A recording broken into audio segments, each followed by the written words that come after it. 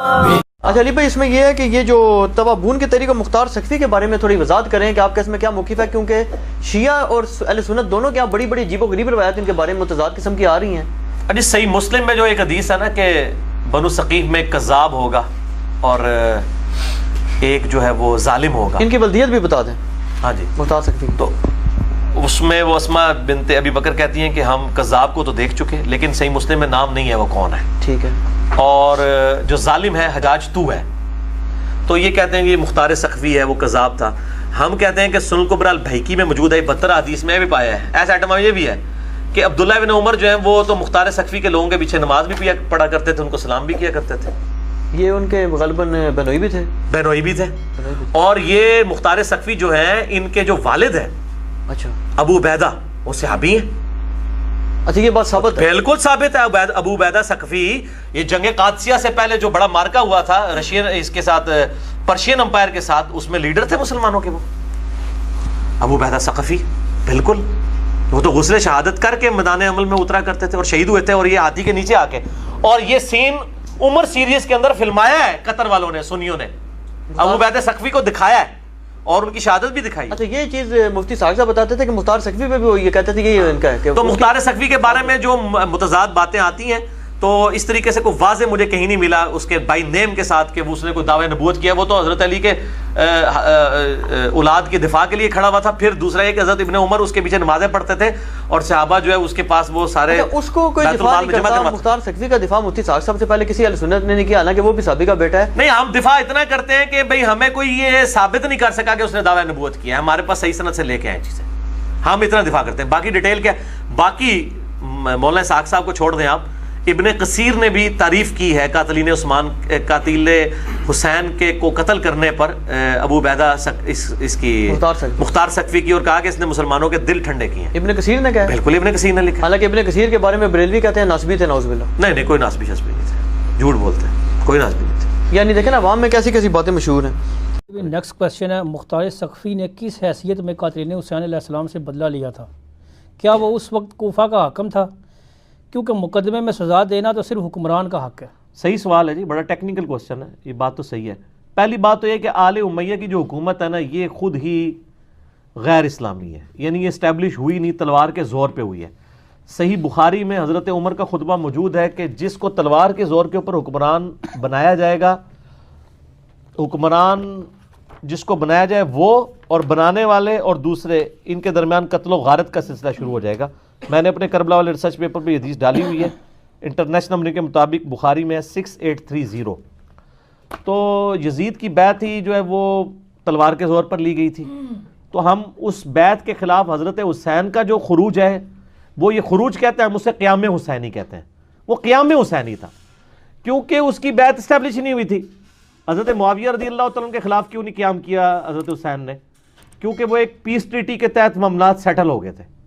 یزید کا تو یعنی حضرت معاویہ رضی اللہ عنہ نے جو 5 شرائط ٹریٹی میں مانی تھی، ان میں سے ایک یہ تھی کہ اپنے بعد شورا پہ امت کو چھوڑیں گے۔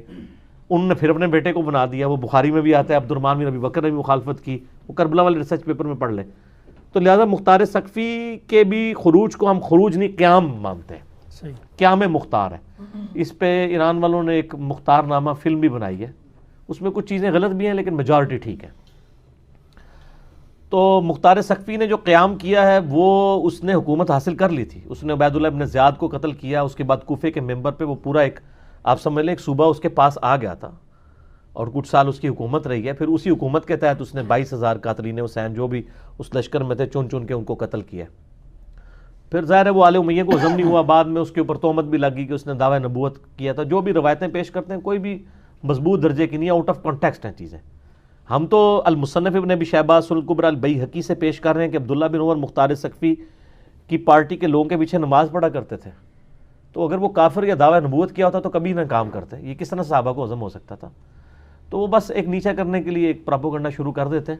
تو وہ حکمران چونکہ جس حکمران کے خلاف اس نے قیام کیا ہے اس کی اپنی حکومتی 2 نمبری تھی، اس کو ختم کرنے کے لیے وہ کھڑا ہوا، جس طرح کہ حضرت حسین بھی کھڑے ہوئے تھے۔ حسین علیہ السلام کا قیام بھی اسی حکومت کے خلاف تھا آل امیہ کے، جس کے خلاف مختار نے کیا ہے قیام، تو وہ قیام جو ہے وہ بالکل اسٹیبلش ہے۔ قیام کے بعد اس نے حکومت حاصل کر لی، اس کے بعد باقاعدہ پورا انہوں نے عدالتی نظام بنایا تھا. آپ اس فلم میں بھی دیکھیں پوری تحقیق ہوتی تھی, گواہ لائے جاتے تھے, ایک ایک بندے پہ وہ گواہی دیتا تھا, ہاں یہ بھی تھا یہ بھی تھا. اس طرح نہیں کہ انہوں نے ساروں کو قتل کیا, پورے ایک بڑا ٹائم لگا تھا سب کو قتل کرنے میں, وہ اس میں انہوں نے سارا فلمایا ہوا ہے. تو وہ حکومت وقت اور قاضی القضاء کے یعنی اس عہدے کے تحت پوری جسٹس کو, عدلیہ کو اسٹیبلش کر کے یہ سارا کام ہوا ہے. ماورائے عدالت قتل نہیں تھے جو قاتلین حسین کو قتل کیا. ٹھیک ہو گیا. بالکل ٹھیک کیا. اگلا سوال ہے علی بھائی کہ اہل سنت کے ہاں مختار ثقفی کو بھی دعوی نبوت کرنے والا کذاب کیوں سمجھا جاتا ہے, اس پہ پلیز وضاحت کرتے ذرا. اہل سنت اہل تشیع دونوں مانتے ہیں. اب متاخرین تھوڑے نرم ہو گئے ہیں شیعہ کے, پرانے تو وہ بھی کذاب کہتے ہیں, وہ بھی اس سسٹم کا حصہ بن گئے تھے نا, کیونکہ ظاہر مختار ثقفی خود سید نہیں تھا نا, مظلوم آدمی تھا. آپ کو پتہ ہے نا یہ کون ہے مختار ثقفی؟ عبداللہ بن عمر کا داماد, نہ عبداللہ ابن عمر ان کے داماد ہیں. نہیں بہنوئی ہیں, ٹھیک ہے, اور ان کے والد صحابی ہیں. مختار ثقفی جی ابو عبیدہ ثقفی جو شہید ہوئے تھے جنگ قادسیہ سے پہلے ہاتھی کے نیچے آ کے, اور وہ عمر سیریز میں وہ فلم بھی فلمایا بھی ہوا ہے. یہ امیر تھے اس وقت, ٹھیک ہے, بہت بہادر تھے. یہ غسل شہادت کر کے گھر سے نکلا کرتے تھے, اللہ نے ان کو شہادت کے درجے تک بھی پہنچایا. ابو عبیدہ ثقفی, ان کا بیٹا تھا مختار بن ابو عبیدہ ثقفی. تو مختار کے بارے میں ایک ترمذی میں روایت ملتی ہے کہ میری امت میں ایک کذاب اور ایک ظالم پیدا ہوگا, اور اس کے ساتھ وہ پھر لکھتے ہیں کہ امام ترمذی کے کہا جاتا ہے کہ وہ کذاب مختار ثقفی ہے. یہ سب سے کمزور جملہ ہوتا ہے محدثین کا, کہا جاتا ہے. کہا جاتا تو بہت کچھ غلط ہے, سنا کے سننی, سند نہیں انہوں نے بیان کی. اس طرح کا کہا جاتا تو مسلم شریف میں لکھا ہوا ہے امام مسلم کے شاگرد نے کہ وہ جو بندہ قیامت والے دن کے قریب جو دجال کے خلاف کھڑا ہوگا نا, کہا جاتا ہے کہ وہ حضرت خضر ہوں گے. اہم اہل حدیثاں سے کہ کہا جاتا تو تسی بچڑا کوئی نہیں جے, پوری خضر پارٹی آ جڑی تواڈے اوتے کہا جاتا ہے.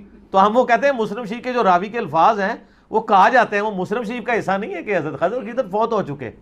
اگر نہیں یقین آ رہا تو مسئلہ نمبر 13 دیکھ لو, فوت ہوئے, خود دفنایا ہوا ہے, ٹھیک ہے, علمی طریقے سے بتایا کہ وہ خضر اور تھے, چلے گئے دنیا سے. تو مسلم شریف میں ایک حدیث ہے کہ اسما بنت ابی بکر نے حجاج بن یوسف سے کہا تھا کہ کذاب ہم دیکھ چکے اور ظالم تو ہے. وہ کہتے ہیں وہ دیکھ چکے میں یہ مراد ہے, اس میں بھی نام نہیں ہے. کچھ روایتیں انڈائریکٹلی لے کے آتے ہیں. میرا تو موقف یہ ہے کہ میں مختار ثقفی کے بارے میں پازیٹیو نظریہ رکھتا ہوں. اس کی وجہ یہ ہے کہ مختار ثقفی کے ماننے والوں کے پیچھے سنن کبریٰ البیہقی میں آتا ہے کہ عبداللہ بن عمر نمازیں پڑھا کرتے تھے. اگر اس نے دعویٰ نبوت کیا تھا تو اس کے پیچھے نمازیں کیوں پڑھتے تھے؟ یا آپ ثابت کریں کہ آخری عمر میں انہوں نے کر دیا تھا. اور وہ جس طرح کی ایمبیگوس روایتیں لے کے آتے ہیں نا, اس طرح کی روایتیں تو اس سے بڑھ کے صوفیاء کے عام ملتے ہیں, ان کو تو کوئی دعویٰ نبوت نہیں کہتا. یہ یاد رکھیے گا مختار ثقفی نے آل امیہ کی بیج کنی کی تھی, اس کے حاسدین بہت تھے, اس لیے پوری کوشش کی ہے اس کے مخالفین نے گھڑنے کی ایسی باتیں کہ ان کو بدنام کیا جائے. تو اس لیے اس معاملے میں یعنی میرا مختار ثقفی کے اوپر کلپ بھی چڑھا ہوا ہے کہ اس معاملے میں میرے پاس کوئی مضبوط دلیل نہیں ہے کہ میں اتنا ایکسٹریم حکم کسی کے بارے میں لگا دوں, ٹھیک ہے. تو میں ان کے بارے میں پازیٹیو نظریہ رکھتا ہوں.